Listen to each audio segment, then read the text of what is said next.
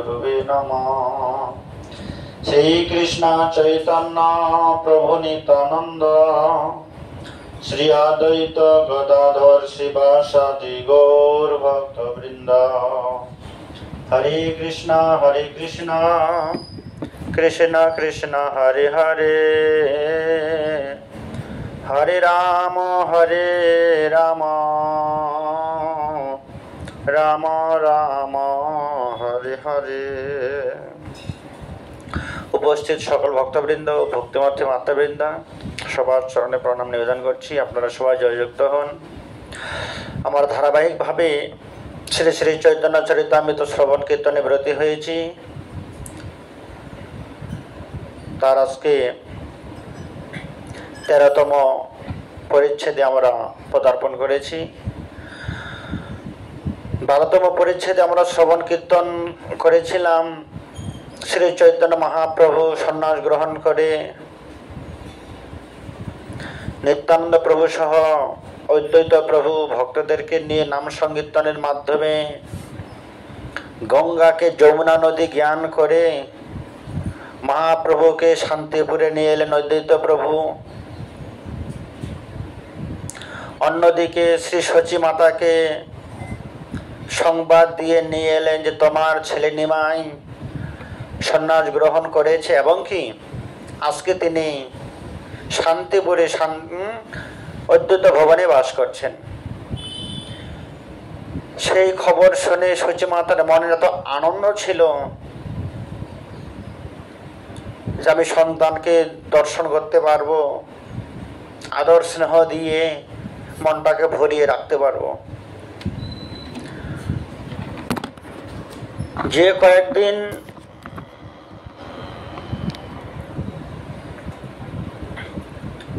কয়েকদিন সেখানে ছিলেন, মা সচী রানী নিজের হাতে রন্ধন করে মহাপ্রভুকে সেবা দিতেন। এইভাবে ক্রমে ক্রমে কিছুদিন যাবার পরে মহাপ্রভু মায়ের কাছে অনুমতি চাইলেন, মা এবারে আমি বৃন্দাবন ধামে যাব, আমি তোমার ঋণ কোনোদিন শোধ করতে পারবো না। কেন? আমি যে দেহ দিয়ে তোমার ঋণ শোধ করতে যাব সে দেহটাই তো তোমার, যে মন দিয়ে তোমার ঋণ শোধ করতে চাইবো সে মনটা তো আমার না, সে মনটাও তোমার দেওয়া। অতএব যা কিছুই আমি কর্ম করব, যা কিছু দিয়ে আমি পৃথিবী পরিক্রমা তীর্থ ভ্রমণে যাব, সব কিছুই তোমারই দেয়া মা। তোমার পালিত দেহ জন্ম তোমা হইতে, কোটি জন্ম তোমার না পারিব শোধিতে। ঠিক আসার কিছুটা মুহূর্তে চৈতন্য মহাপ্রভু তার মাকে বলছেন, মা আমি যদি এরকম কোটি কোটি মানব জন্ম লাভ করে তোমার সেবা করি তথাপিও তোমার ঋণ আমি শোধ করতে পারবো না। কেন? তুমি ছাড়া আমি যে মূল্যহীন, তুমি না থাকলে তো আমি দেহটাই লাভ করতে পারবো না। যার দেহ, যার আমি পালিত, যে আমার রক্ষক, যাকে কেন্দ্র করে আমার জগতে আসা, যার জন্যই জগতের আলো দর্শন করা, তার ঋণ আমি কি দিয়ে শোধ করতে পারি মা? সবকিছু তো তোমারই অনুদান, তোমারই দেওয়া। তোমার পালিত দেহ, তোমার জন্যই দেহটা আমার বড় হয়েছে, তোমার দেহ, তোমার জন্যই আমার দেহটা সে লালন পালন করে এত সুন্দরভাবে এখনো রয়েছি। কার আশীর্বাদ নিয়ে? মায়ের আশীর্বাদে। আর তোমার হইতে আমার জন্ম। কি আমার ব্যক্তিগত হয় আমার কোনো কিছুই নেই, যা আছে মা তোমারই সম্পদ। এরকম কোটি কোটি কোটি মানব জন্ম লাভ করলেও মায়ের ঋণ শোধ করা সম্ভব নয়। আমি যতদিন বেঁচে থাকবো আমি তোমাকে ছেড়ে কোথাও যেতে পারবো না মা। তোমার সব না ছাড়িব যাবৎ আমি জীব, মা তারে তাবৎ আমি ছাড়িতে না পারিব। মা আমি নিজেকে নিজে বঞ্চনা করতে পারি, নিজেকে নিজে ত্যাগ করতে পারি, কিন্তু আমি তোমার সেবা ছাড়া, তোমাকে ছাড়া আমি কোথাও যেতে পারবো না। তোমাকে ছেড়ে গেলে, তোমার সেবা থেকে বঞ্চিত হলে ভগবানের সেবা আমি করতে পারবো না। অতএব মা, তুমি এমন কিছু কার্য করো, এমন কিছু আদেশ করুন যাতে আমি আমার মায়ের সেবাও করতে পারি, তৎসঙ্গে যেহেতু আমি সন্ন্যাস গ্রহণ করেছি, আমার সন্ন্যাসটাও যেন, সন্ন্যাস আশ্রমটাও যেন আমার পরিপূর্ণ শুদ্ধ হয়ে থাকে, এবং কি আমি আমার মায়ের কাছ থেকে যেন অনেক দূরে যেতেও না পারি, মায়ের সেবাও করতে পারি, তৎসঙ্গে আমি সন্ন্যাস আশ্রমটাকেও যেন সুন্দরভাবে তৈরি করে রাখতে পারি। মহাপ্রভু বললেন, নিমাই তুমি শান্তিপুরেই থেকে যাও, নবদ্বীপ মায়াপুরেতেই থেকে যাও, আমি তোমাকে সর্বক্ষণ দেখতেও পারবো, সেবা দিতে পারবো, আদর স্নেহ দিয়ে ভরে রাখতে পারবো, আর তোমার সন্ন্যাস জীবনে তুমি সাধন ভজন করো, জীবন সার্থক করতে পারবে। কিন্তু মহাপ্রভু বললেন, মা আমি যখন সন্ন্যাস গ্রহণ করেছি, সন্ন্যাসীর কর্তব্য নয়, সন্ন্যাসীর ধর্ম না তার আত্মীয় স্বজনকে নিয়ে একত্রিত থাকা, সন্ন্যাসীর কার্য নহে আত্মীয় স্বজন পরিবার পরিজনকে নিয়ে সর্বত্র সর্বক্ষণ থাকা। সেই জন্য কি বললেন মা, সন্ন্যাসীর ধর্ম নহে সন্ন্যাস করিয়া নিজ জন্মস্থানে রহে কুটুম্ব লইয়া। মা, সন্ন্যাসীর কার্য নয় সন্ন্যাস গ্রহণ করার পরে নিজের আত্মীয় স্বজন পরিজনকে নিয়ে জন্মস্থানের পাশে বা জন্মস্থানে থাকা যায় না, এটা সন্ন্যাস আশ্রমের একটা ব্যাঘাত আছে। অতএব আপনি আমাকে আশীর্বাদ করুন যাতে আমি যেখানেই থাকি, সামান্য কিছু দূরে থাকি, তোমার সেবা আমি করতে পারি। তখন মহাপ্রভুকে মা আশীর্বাদ করলেন, বৃন্দাবন ধাম অনেক সুদূরে, তুমি পুরী ধামে বাস করো, যেখানে থাকলে তোমার বার্তা আমি সবসময় লাভ করতে পারবো, আমিও কোনো না কোনো ভক্তের মাধ্যমে তোমার জন্য কিছু প্রসাদ প্রেরণ করতে পারবো। তারপরে মহাপ্রভু যখন শান্তিপুর ছেড়ে চলে যাবেনই বৃন্দাবনের দিকে, আশেপাশে সকল ভক্তগণ অপেক্ষা করছেন। এই বিদায় রজনীতে, বিদায়ের সময় শ্রী চৈতন্য মহাপ্রভু নিমাই আমাদেরকে কোনো আশীর্বাদ করবেন না যে প্রভু আপনি তো চলেই যাচ্ছেন নদিয়া ছেড়ে,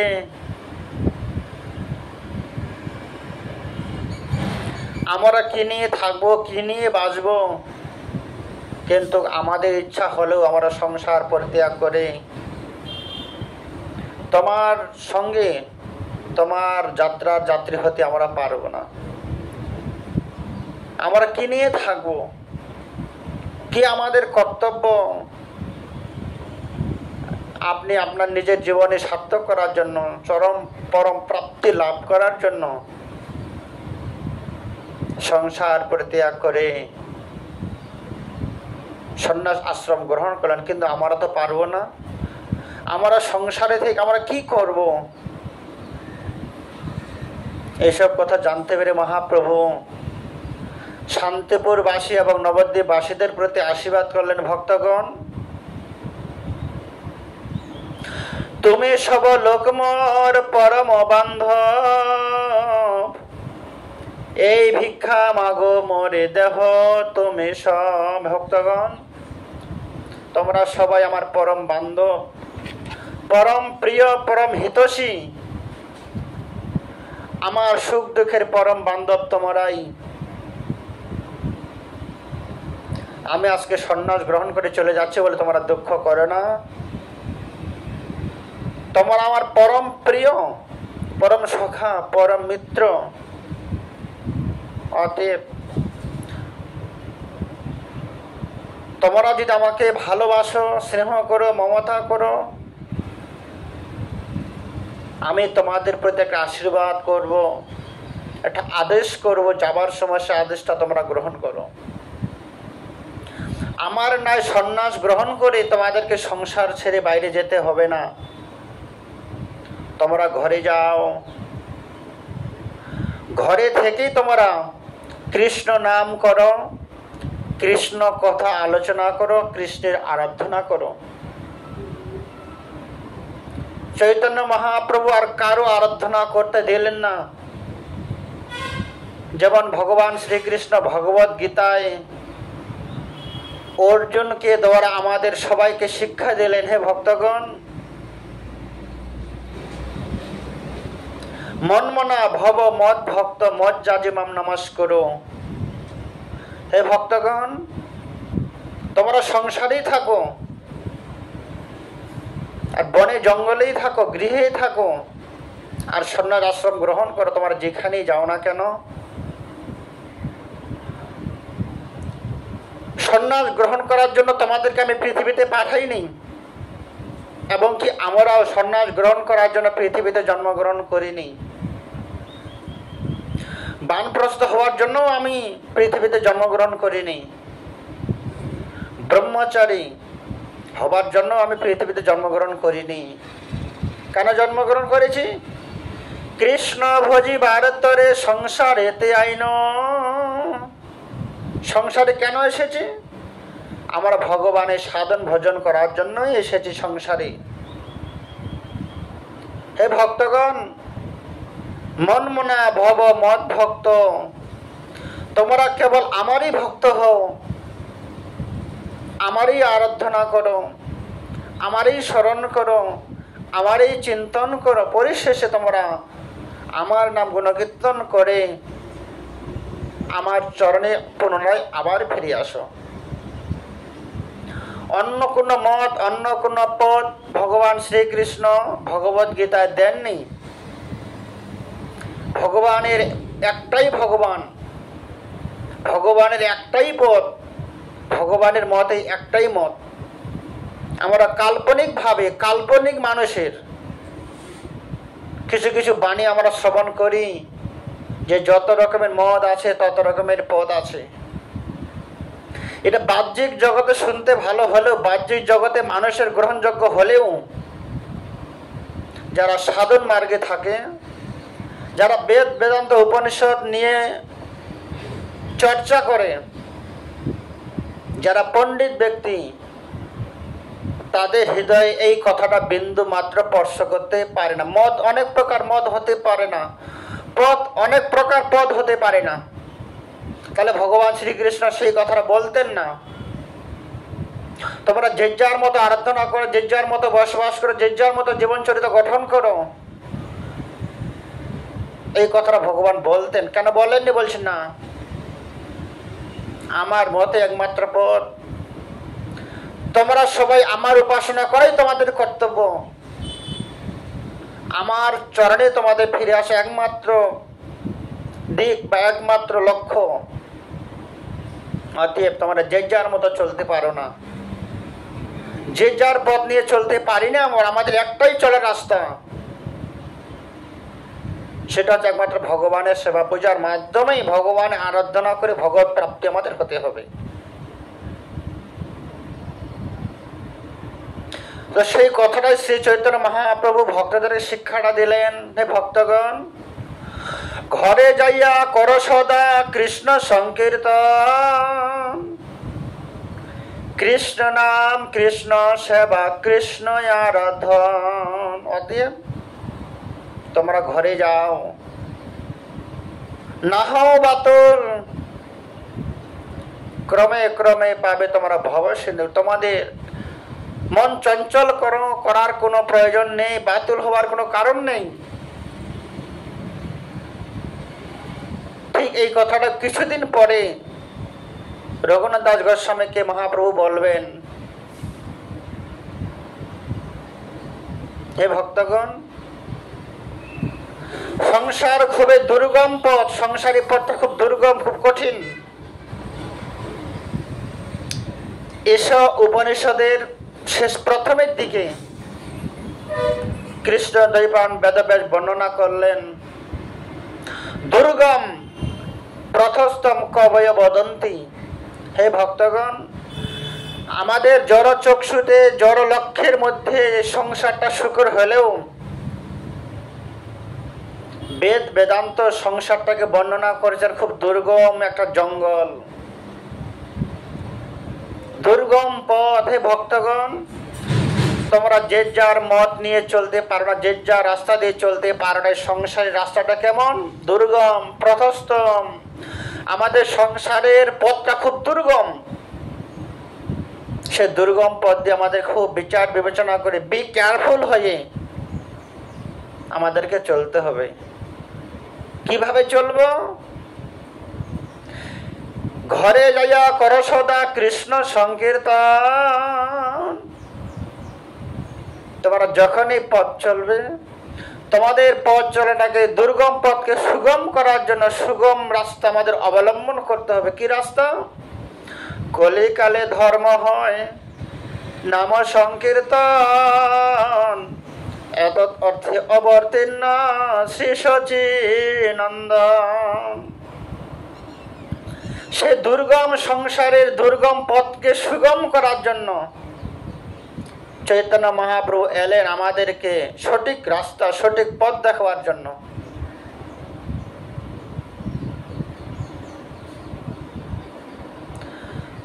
বৃন্দাবন দাস ঠাকুর কি বললেন? জগতে ধর্ম নামে যা কিছু চলে, ভাগবত বলে তা পরিপূর্ণ চলে। যে ধর্মে ভগবানের শিক্ষা নেই, ভগবানের আদেশ উপদেশ নেই, ভগবানের সেবা পূজা নেই, সেটা ধর্ম ধর্মই নয়, সেটা মানুষকে প্রবঞ্চনা করে। আবার ধর্ম পথ থেকে মানুষদেরকে দূরে সরে ফেলে দেয়। কিন্তু ভগবান বলছেন ধর্ম সেটাই যেটা ধর্মপুরুষ সচ্চিদানন্দ ভগবান শ্রীকৃষ্ণের কথা থাকে, যিনি ধর্ম প্রাণ পুরুষ ভগবান শ্রীকৃষ্ণের আরাধনা হয়, সেটাই তার ধর্ম। একটা সুন্দর মন্দির নামকরণ করে আমরা একটা ঘর তৈরি করলাম, সেখানে ভগবানের কোনো সেবা পূজাই হয় না, সে মন্দির মন্দির নয়, সেটা শ্মশান।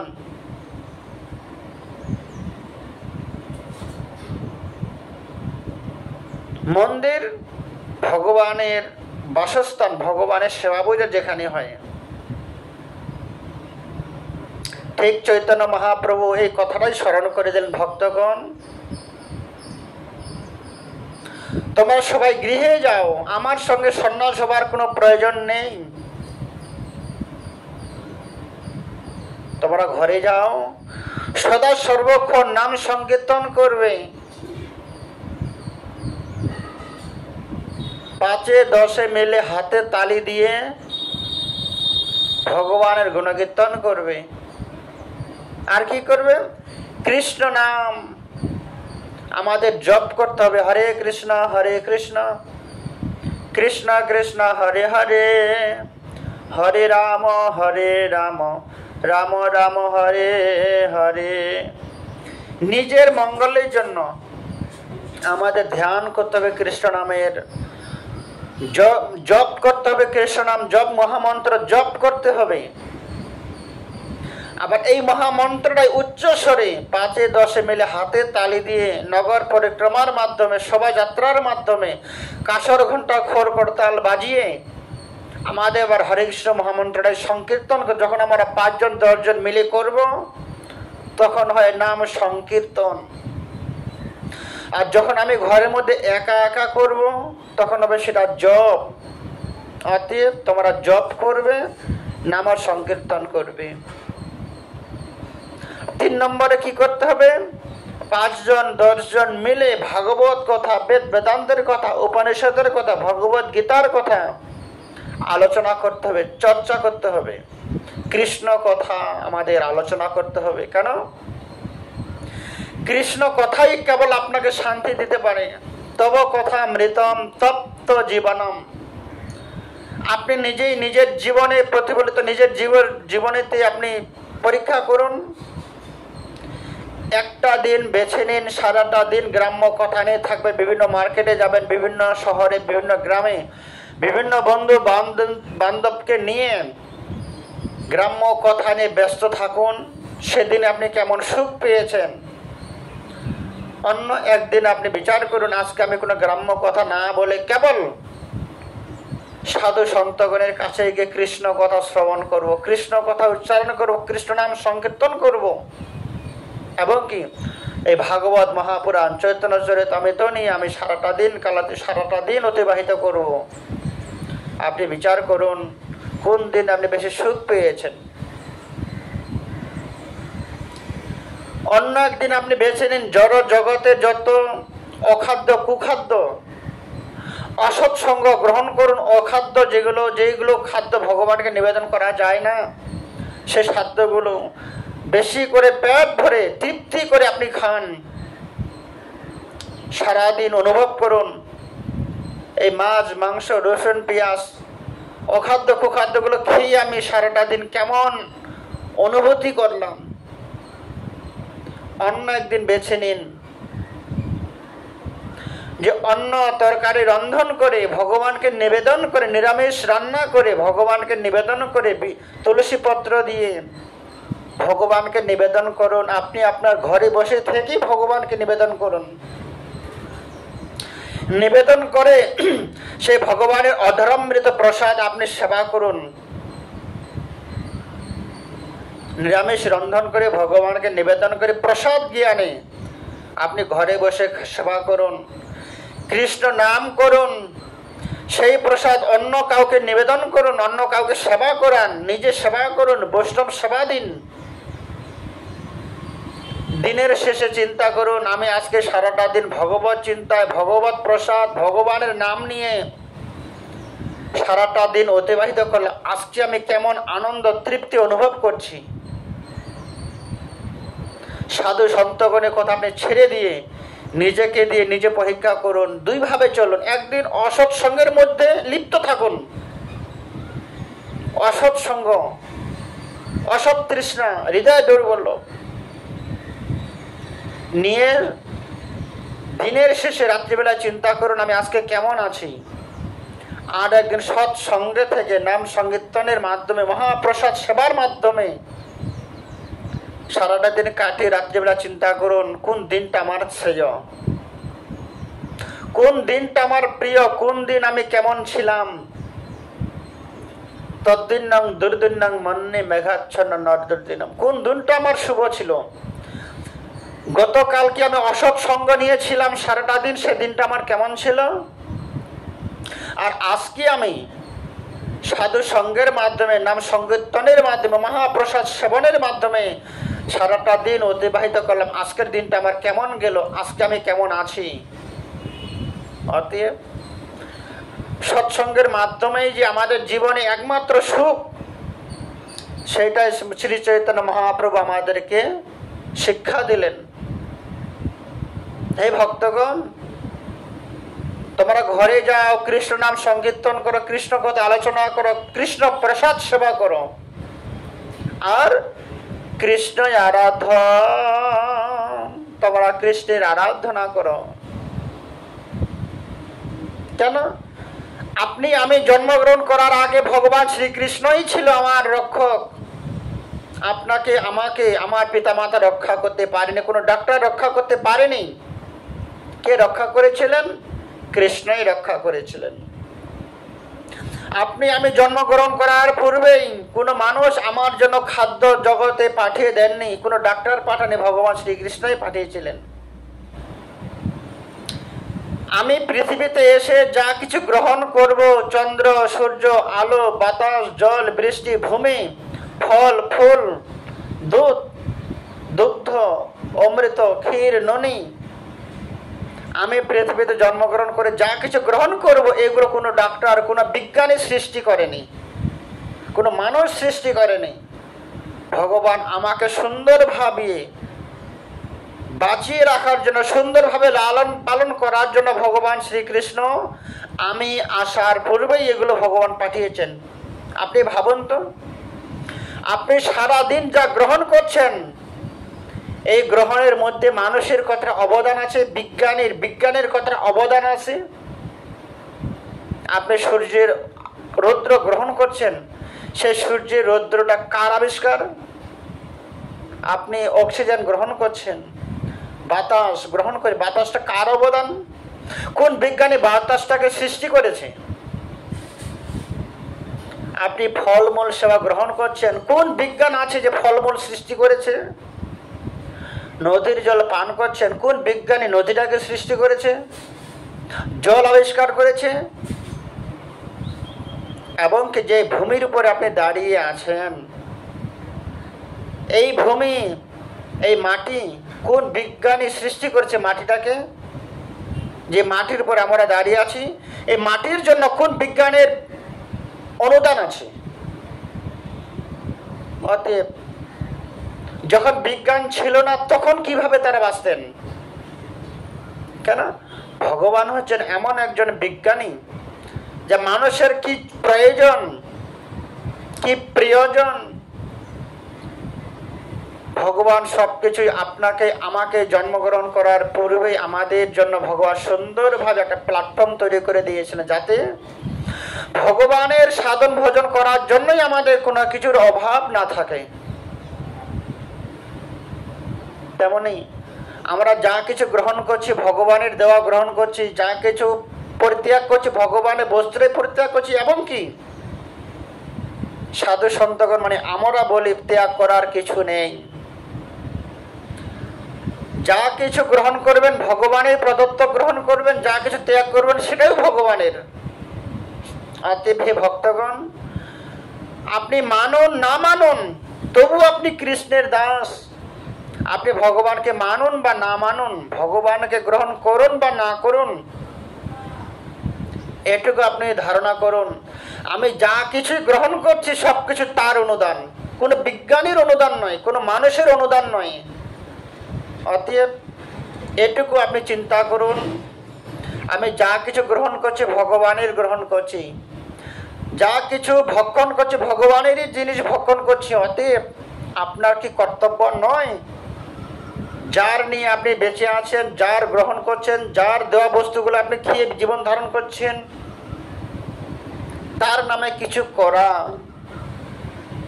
এই প্রতিদান হিসাবে তাকে কিছু দেওয়া কি কর্তব্য নয়? কি দিতে পারবেন আপনি? যা কিছু নিচ্ছেন তো ভগবানের নিচ্ছেন, যা কিছু পেয়েছেন ভগবানের পেয়েছেন, তো আপনি ভগবানকে কি দেবেন?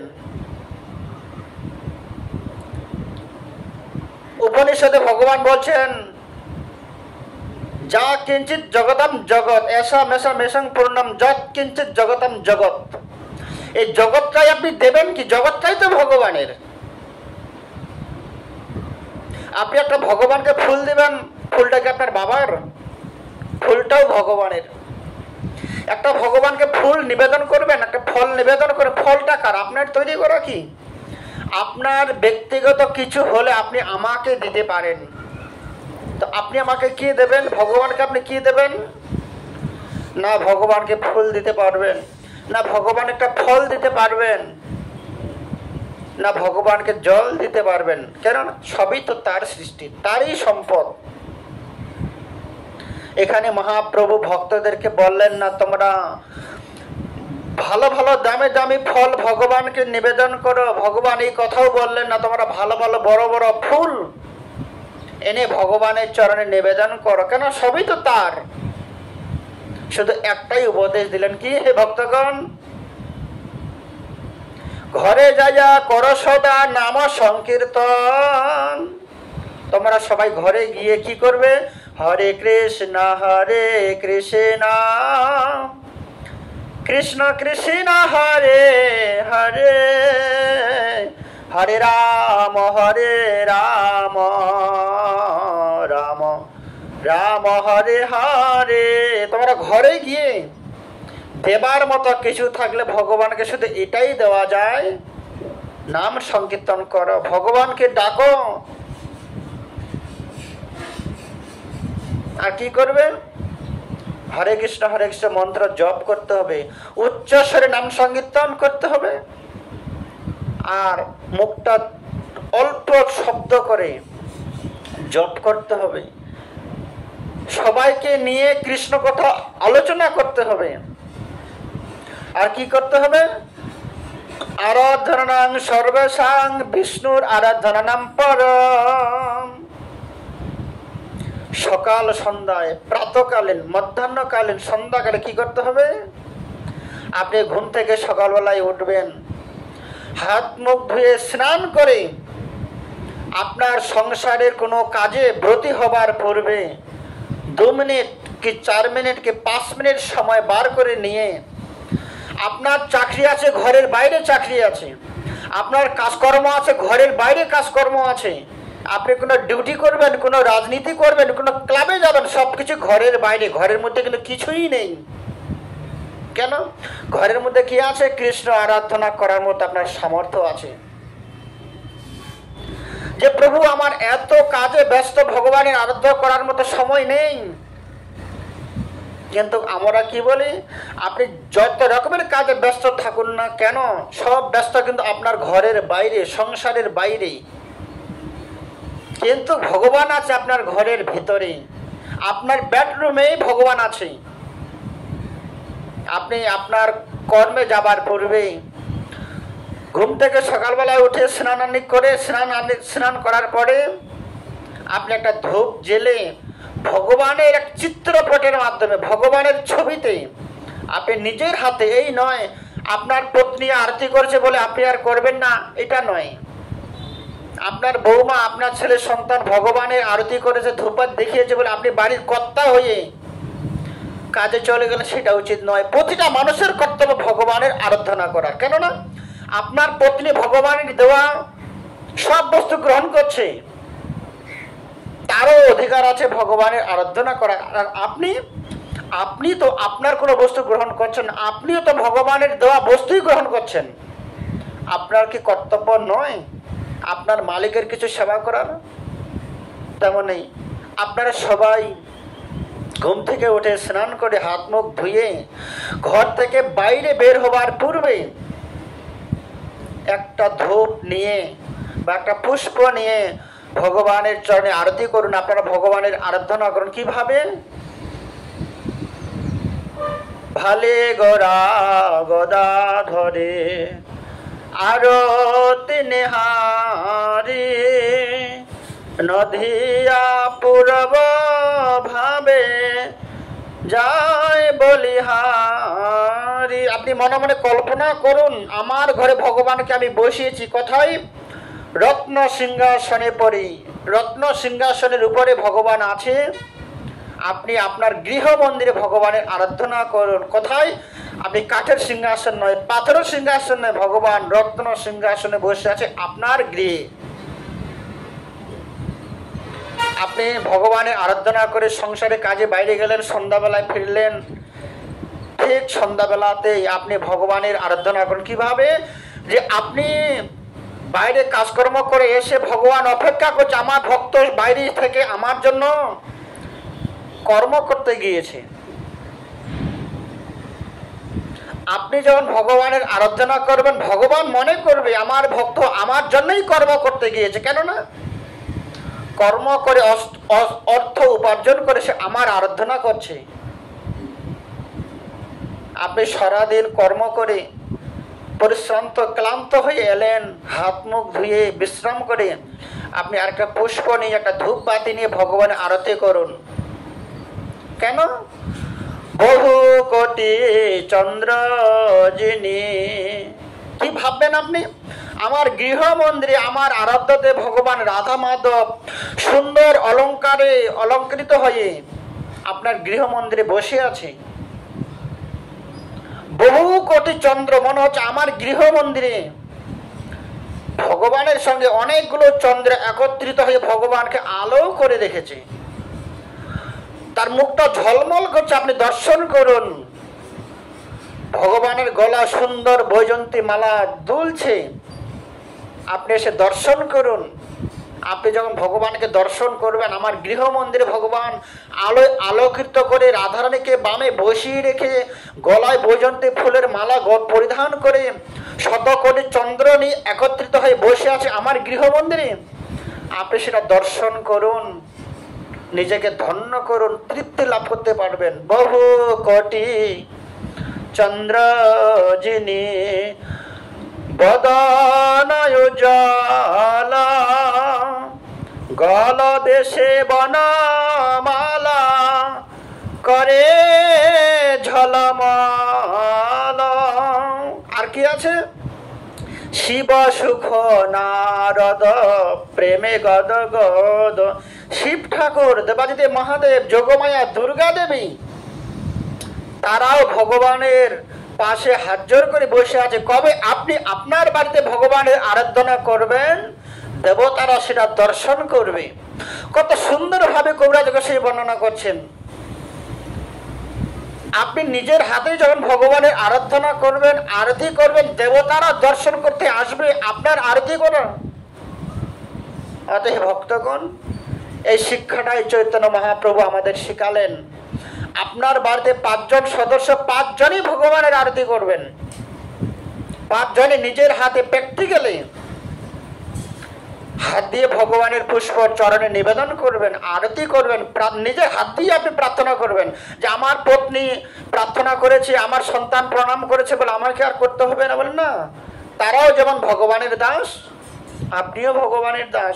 আপনার যেমন 2টো হাত আছে, 2টো হাত ভগবানের চরণে নিবেদন করুন যে প্রভু, হাত দুটো এখনো ক্ষমতা দিয়েছেন, হাত দুটো এখনো ভালো আছে তোমার কৃপায়। অতএব এই হাত দুটো নষ্ট হওয়ার আগে, প্যারালাইসিস হওয়ার আগে যেন এই হাত দুটো তোমার চরণে হাত জোর করে একবার নত মস্তকে প্রণাম করতে পারি। কোন দিন হাত দুটো আমার প্যারালাইসিস হয়ে যাবে, পড়ে যাবে, তখন আর হাত দুটো আমার একত্রিত হবে না তোমার চরণ নিবেদন করার জন্য। অতএব শ্রী চৈতন্য মহাপ্রভু এই শান্তিপুর থেকে বৃন্দাবন ধামে যাওয়ার শেষ মুহূর্তে এই আদেশ উপদেশগুলোই করলেন। আমাদের কি করণীয়? অতএব ভক্তগণ, সবার চরণে এটাই নিবেদন, প্রার্থনা যে আমি বাহ্যিক জগতের কোনো বস্তু বিজ্ঞাপন দিতে আসিনি। আমি ভগবানের চৈতন্যদেবের কিছু বার্তা, চৈতন্যদেবের কিছু বাণী আপনাদের মাঝে তুলে ধরার জন্যই আমি চেষ্টা মাত্র করছি। আপনারা সবাই শ্রবণ করবেন। ইউটিউব চ্যানেলের মাধ্যমে আপনাদের সবাইকে স্বাগত জানাচ্ছি। কেননা ধৈর্য ধরে বই কিনে, গ্রন্থ কিনে পড়ার মতো সামর্থ্য সবার নেই, শ্রবণ করার তো সামর্থ্য আছে। আপনি কাজের মধ্যে শ্রবণ করতে পারবেন, যে কোনো সময় শ্রবণ করতে পারবেন। এই বলে সবার চরণে, সকল শ্রোতাদের চরণে, দর্শকদের চরণে প্রণাম নিবেদন করছি। সবাই ভালো থাকুন, আশীর্বাদ করুন। আমি যেমন আপনাদেরকে শ্রবণ করালাম, শুধু শ্রবণ করাচ্ছি নয়, আমি নিজে আচরণ করছি। আমি এখন আপনাদের কাছ থেকে আমি বিদায় নিয়ে আমি নিজের হাত দিয়ে ভগবানের পুষ্প চয়ন করব। আমি বর্তমান যে সময় যেখানে উপস্থিত করছি, এখানে 28 মানে 28খানা শালগ্রাম শিলা আছে। এই হাত দিয়ে আমি 28টা শালগ্রাম শিলাকে অভিষেক করব, তাদের চরণে পুষ্প তুলসী নিবেদন করব। এটা হচ্ছে আমার সেবা। আমি যখন সব কিছু ভগবানের বস্তু গ্রহণ করছি, আমি নিজে কেন ভগবানের সেবা করব না? সে প্রভু, আমি তার দাসানু দাস। অতএব আপনারাও ভগবানের আরাধনা করুন, মানব জন্মটা আপনারা সার্থক করুন, এটাই আপনাদের কাছে আমার প্রার্থনা। বাঞ্ছা কল্পতরুভ্যশ্চ কৃপা সিন্ধু ভয়েবচ পতিতানাং পাবনেভ্যো বৈষ্ণবেভ্যো নমো নমো। হরে কৃষ্ণ। আবার আমরা 14 নম্বর পর্বে আগামীকালকে আসবো। হরে কৃষ্ণ।